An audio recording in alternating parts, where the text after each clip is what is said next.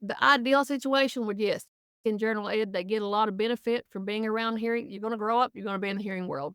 But on the other hand, if you're not provided the resources, the right interpreter, the right TOD, teacher of the deaf, then I think it could be harmful.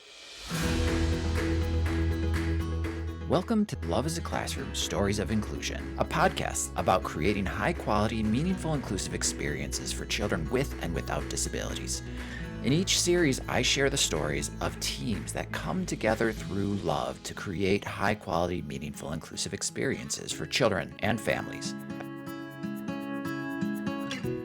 After listening to the first 3 episodes of this series, it's easy to see the value of including Navee in the general education classroom. No matter where she goes, she seems to bring out the best in everyone. In episode 1, Brooke mentioned Navee started at the deaf school shortly after she was adopted. Unexpectedly, to a certain extent, she didn't make the language progress they anticipated, and the commute was grueling. Navee's experience in the public school has revealed the power of inclusion. But at the end of episode 1, Brooke raised important questions on whether public schools or the public school district she's enrolled in could truly meet Navee's academic needs. In this episode, episode 4, we will explore that concern with more consideration. Today, I'm here with Wendy Bowman, and I'm a sign language interpreter. Wendy. Will talk about deaf culture and deaf education, tell us stories about her relationship. She'll share her perspective on Miss Onofre's and Miss Anderson's class and the concerns for Navee's education moving forward. Let's get started.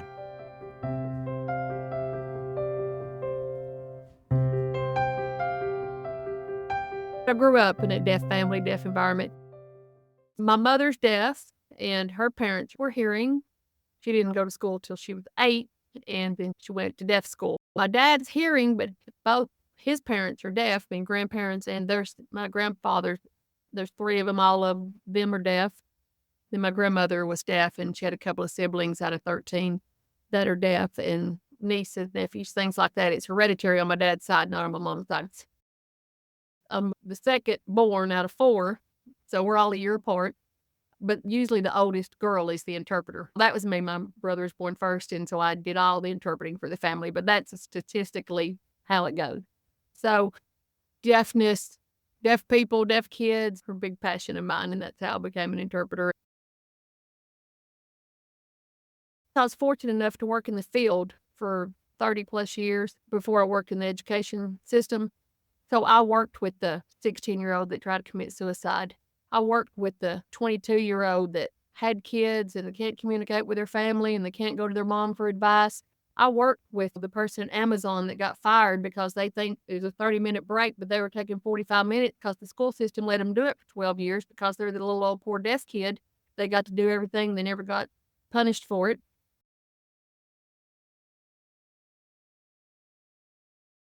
If I would have started in the school system, oh my goodness, I'd have these kids baby to death. But now, 100% from working in the field with the adult, want these kids to be treated the same as all hearing kids so that they have the same opportunity as an adult. They just thrive and have families and buy homes and everything else that we get to do. I want to make sure that everybody feels included. It's been hard on the deaf people through school and through life.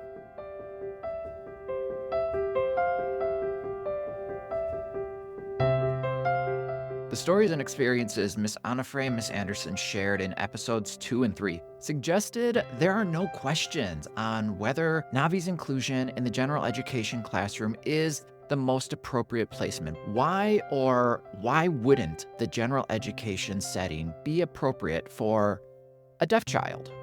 95% of deaf children's parents do not sign or don't know any sign language. Now, I do have lots of friends or people I've met through the years and friends that the whole family's deaf, kids are deaf, parents are deaf. They grew up with language, so at 3 kids, they're at the right language level. They're signing away, they communicate. But most deaf children, like at 3, they've learned no sign language whatsoever.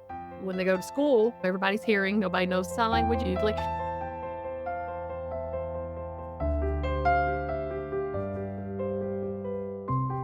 Nobby came to kindergarten. I was her interpreter. And it just takes education and a teacher willing to work with you, and she had the best teacher, Miss Onifray. That's my first time interpreting kindergarten, and that's on a whole new level. Interpreting kindergarten's really difficult. I did not realize till I started interpreting kindergarten. But the behavior, I think, was the main issue in the beginning is teaching her the norm of the classroom, like sitting in your seat. Another thing is making the deaf noise to get attention, teaching her to raise her hand so that she's like the other kids and wait till the teacher calls on you, those types of things. And she has to use her vision for these things because she can't hear. Also, closing of the eyes when she got mad. This is where interpreters, I think, they're not educated enough about how to interpret language into ASL for the deaf person to understand. They interpret more in an English level instead of on ASL. With Navee, say she's crying, throwing a fit on the floor because she can't be first in line. What the hearing person might say, how you say it in sign language might sound like, oh, she should not say that to her, but that's how deaf people understand. So I would say, Navee, you're not a baby. You're a big girl in school. Why are you throwing a fit? And I know that deaf think this way. To her, that's like saying, hey, for a hearing kid, you're in kindergarten now. You need not throw a fit. We have to stand in line. You can't be first always. But if I Mhm. sign that verbatim to her, she would have no clue what I'm saying. So these are the things that I'm saying in a language you have to do on their level and their way their brain works in ASL for her to understand. And she get not being a baby, being a big girl. And so that's just through years of experience.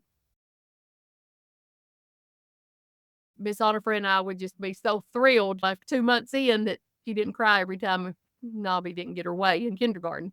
And then on her learning, it was very difficult in the beginning because she didn't have language. She was just learning sign language. So really, most of her signs, even though she had been to the deaf school, for some reason, she just didn't thrive with the language there. So when she came, I was trying to teach her language and when the teacher's teaching, trying to interpret to her. So you have to really break it down. You have to give yourself some lag time and think about what is the teacher teaching so that I can interpret to a 5-year-old deaf person how they're going to respond and take it in. So those are the things that we did. And so when she learned just to count, it was just amazing.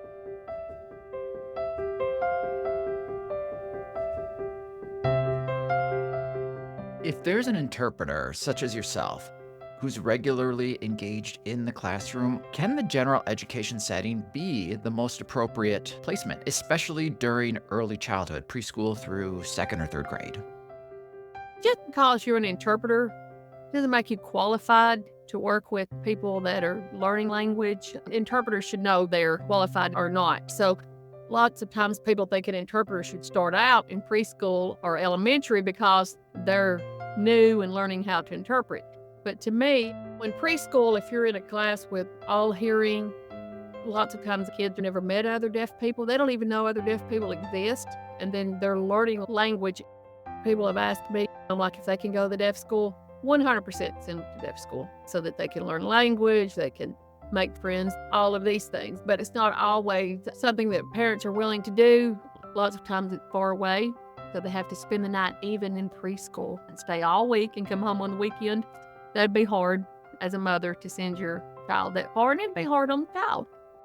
My mom and my grandparents both had to stay at deaf school. They stayed actually all year except for Christmas and summer. So the pros and cons of that is if you live close to a deaf school or they can go daily on the bus back and forth, 100% I would send them to deaf school so that they can be around their peers, learn the language, learn through their language. Just the teachers usually at the deaf school sign fluent, but if you have to send deaf children to a public school with the hearing kids, it will all depend on your interpreter. They need to be knowledgeable.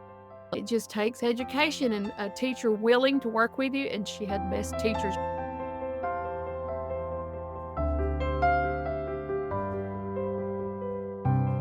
The deaf school came to Miss Anderson to observe, and they said, you taught all these kids sign language and they all have a sign name? I said, yeah, they have a sign name. How can I tell Navee what's going on about they don't have a sign name? She said, first time we've been in a classroom that's been like this. And I won't say shocked, but sad, to tell you the truth. I'm sorry I get emotional. give all the kids a sign name so that student will get to know everybody's name. Students, they're always eager to learn sign language or to interact with you. So when they say, can you ask the student, can I borrow her book? And I'll say, no, but I'll show you how to do it. That's how they start picking up learning sign language. This is an important part of the student feeling included, the other students feeling included. It worked 100%. It's just a beautiful thing to see. But they're still not going to be fluent in signing. So if they went to a deaf school with all deaf peers, it's going to be a different learning experience for them.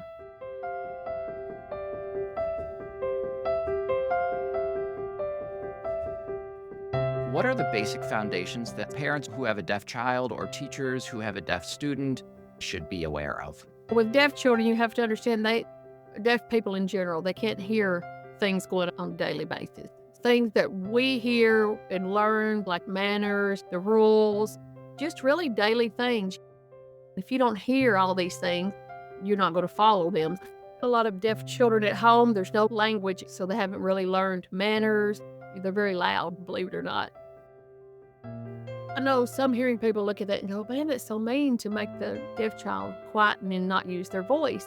But I've worked in the field in lots of places, and when you're grown and you're 25 at your job, people don't want to hear you making deaf noises, all these noises that people aren't used to. And it's because nobody taught you while you were young, these types of things. It's awkward and it's distracting. So I work a lot on that with young children to learn. They're taking a test. You need to quieten down. So that's one part of it. Another part is physical contact. The student will sometimes hit me to be playful. In the hearing world, if a student did that with a teacher or interpreter, they would think that was just terrible. But I know deaf are very touchy. They use their hands a lot, and that's just normal for a deaf person.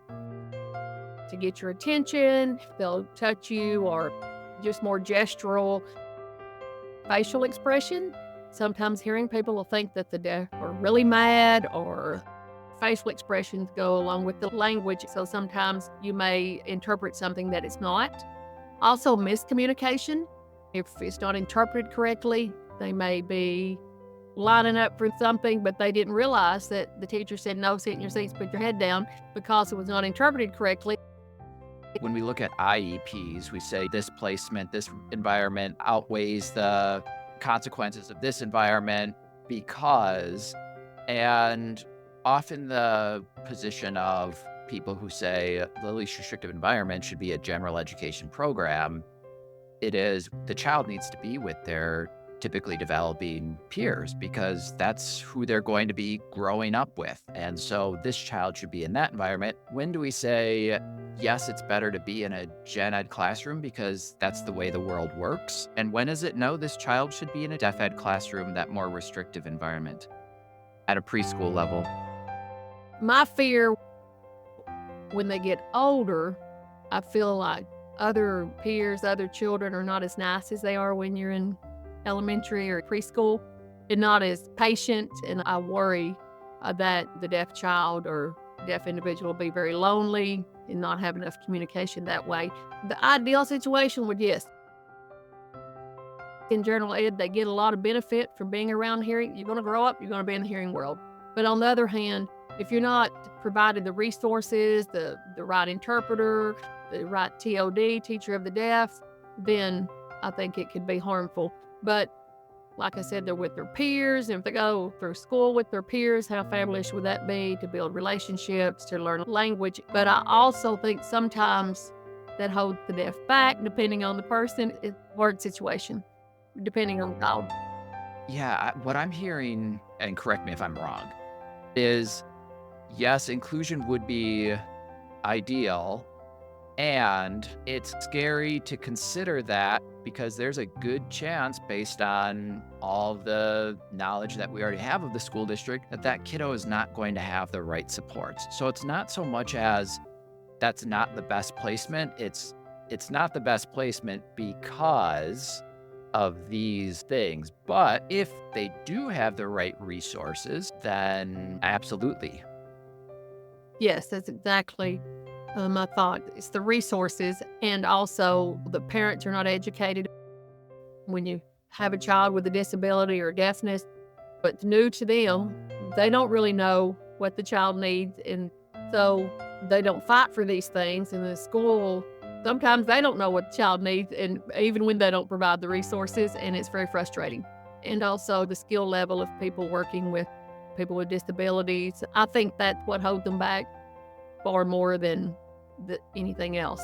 That seems to be a forthcoming concern for Navee. She had great teachers in kindergarten and first, but now that phonetics are at the forefront of the curriculum for her, she does not have the appropriate services. What do you think about the situation Brooke and the Walker family are now confronting? It's the law, and why do you have to fight for what your child needs? Like the TLD services, for example.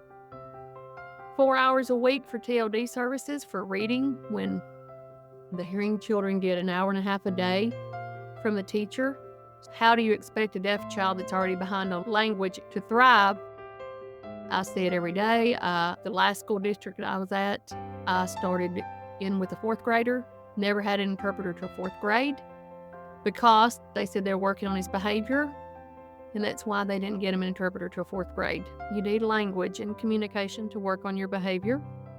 These are the types of things that really frustrate me, and I think it's ridiculous. Yes, there's one TLD, but maybe you have to hire 2 TLDs. Maybe you have to get a contract TLD that works with this one student you can't provide enough services to. It's one thing to say, hey, we're trying our best to get one, but we haven't been able to find one. Then you don't even try. It's very frustrating for me. And I think that's because nobody puts up a fight and requires them to do what they're supposed to do. And that's why I get frustrated, because I know that deaf people can do anything hearing people can do. They just need communication, an interpreter, and their need met through the education system so that they can have an education like everybody else. And my mom, she didn't go to school to 8th grade. And then she went to college, and I was her interpreter at 5 years old. It's really my passion to make sure students like Navee get what they need and what they deserve.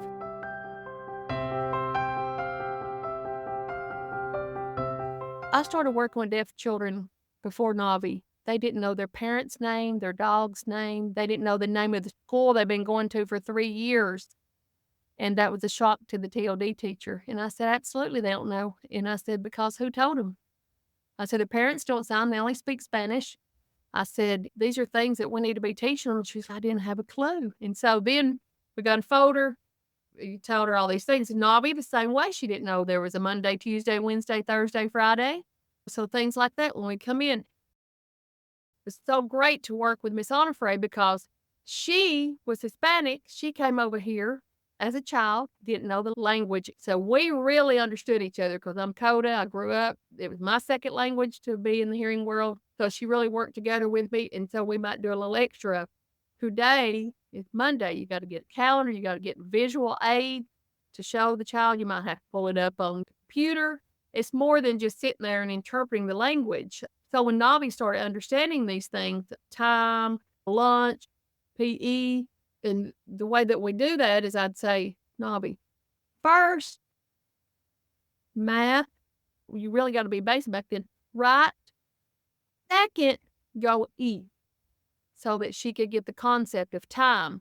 So when she would start saying, now, eat or lunch, the little things, yes, because she's learning language, at the same time. It's not like a typical person comes in, they already have the language and you're trying to teach them the things. So we're trying to teach language. It's a little thing.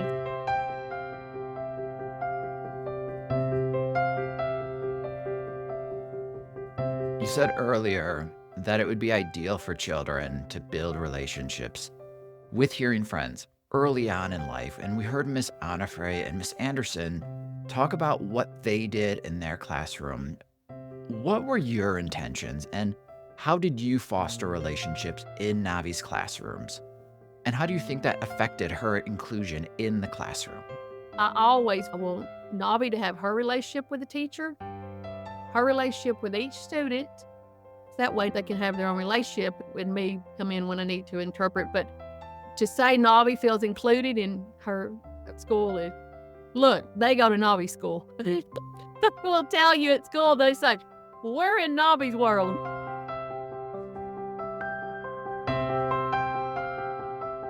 In the morning, they have breakfast.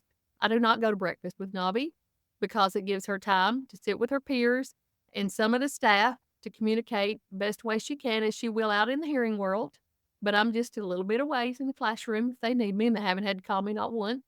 And at the beginning of the school year, I go in, of course. I want to make sure everything's okay for a couple of weeks. What happens if I do go in, Navee wants me to sit with her, then she will not talk to her peers because she wants to talk to me because I'm fluent in sign and she loves to talk to me. I want her to interact with her peers. So that gives her opportunity to do that if I do not have breakfast with her. Now at lunch, she sits by herself. Now I'm in the lunchroom. She comes up to me if she needs something. The best thing you do is teach a student how to use the interpreter. I'm working on that now with Navee. She doesn't feel confident enough if I'm not there with her. And so next year, when she's doing her work, make me another seat that's away from her to give her more confidence. So I want her to be like her peers. I see that a lot when they go through school. They can do things, but they don't think they can without the interpreter. It's my passion, and I just want all deaf children to feel like Navee does. I do worry when Navee gets in the 5th, 6th, 7th grade. The kid's going to be as nice. I want her to be able to talk to her friends like we talk, not just hi, cute, pretty. No, they want to talk with emotion and feelings and not through the interpreter.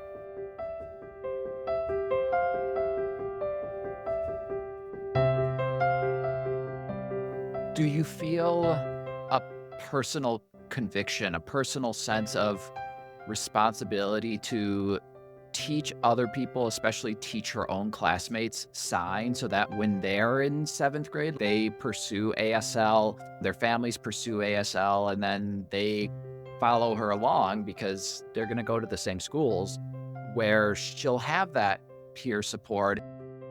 Everywhere I work, I tell them my passion is to educate everybody in the building.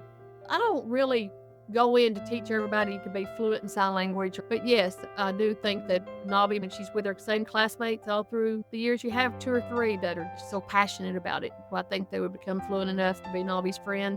I also do educate her parents about her going to camp, going to places where there are deaf children, because nobody's going to feel the same, I feel like, unless you're both deaf. No, does that mean you can't have a real close hearing friend? No, but those are the things that I think with inclusion. But like I said, they all think they're in Navee's world. So she feels so included there. Yeah. And it all starts so early. Inclusion when a child is 3, 4, 5 years old sets the tone.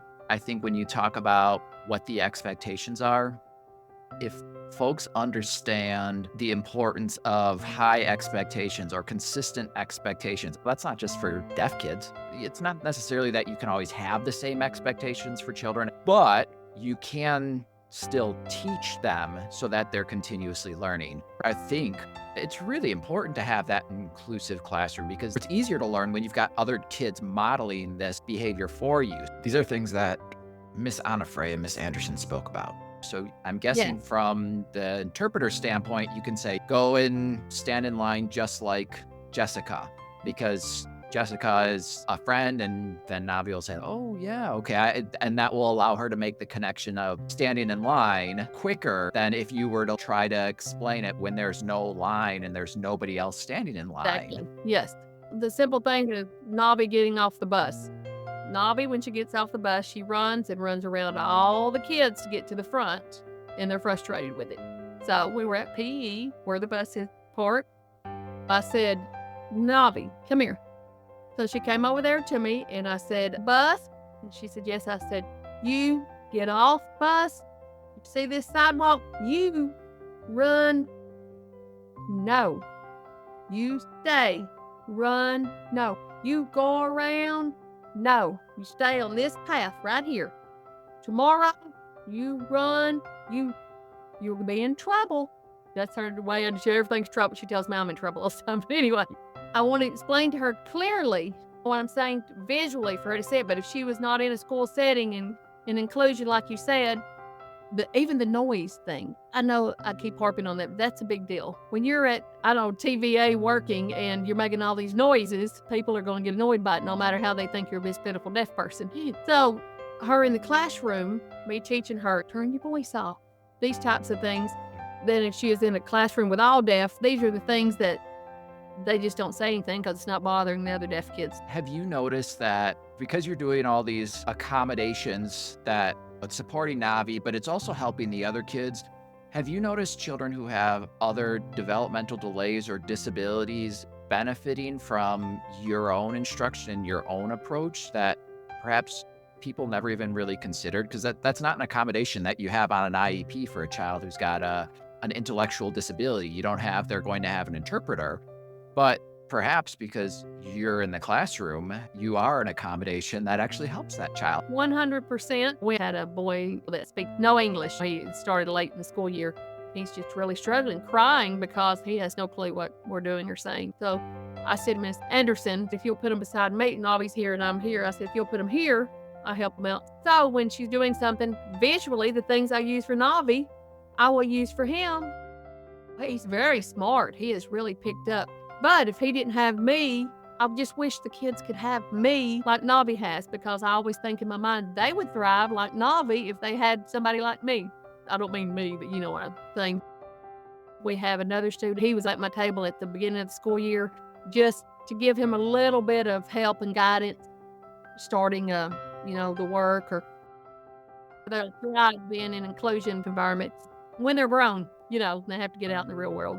Ms. Anderson shared a similar story, and I think it's the point of inclusive environments. When we provide the correct supports for children with disabilities and who are neurodivergent, the rest of the classroom community benefits directly and indirectly. Yes, exactly. Wendy, thank you so much.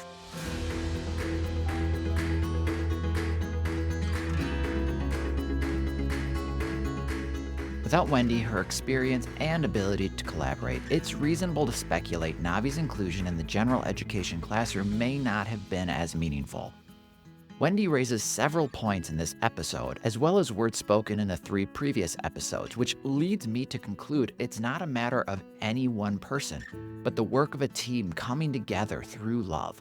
A shared sense that they are in it for a cause and purpose beyond their own self-interests. A commitment to creating learning environments where all children feel an unconditional sense of belonging and have access to the curriculum in a unique, authentic way. Yes, there are concerns for Navee's future, developing literacy skills, but that is not because of the general education setting. It's because the school system is cutting off the needed resources to continue providing children with and without disabilities the opportunity to thrive together. Like Wendy said, just as they would be expected when they grow up. Brooke mentioned it's not about the money. The words of Miss Onifray and Miss Anderson confirm that it's not about the lack of skills or knowledge. It's the willingness to do what's necessary and commit to doing the work that makes better teachers. Collaboration, patience, courage, and creativity. As said by Miss Onifray in episode 2, if you can't ask for help, be ready to carry the load by yourself. The 5th and final episode of this series will be with Navee and members of her team. We will catch up on developments that unfolded since the start of this podcast recording and talk about considerations moving forward. Following this series, I'll be joined by 2 civil rights lawyers to discuss legal questions and concerns that have emerged in the first 2 series. Please subscribe, share, and review this podcast so you and others don't miss out on any of the future episodes. Thank you for listening to Love is a Classroom, Stories of Inclusion. You can follow us at Love is a Classroom on Facebook, Instagram, or YouTube. If you're a parent, teacher, or advocate who would like to share your story, please go to loveisaclassroom.com, click on Contact, and share a brief summary of your experience. Until next time, choose love, choose inclusion.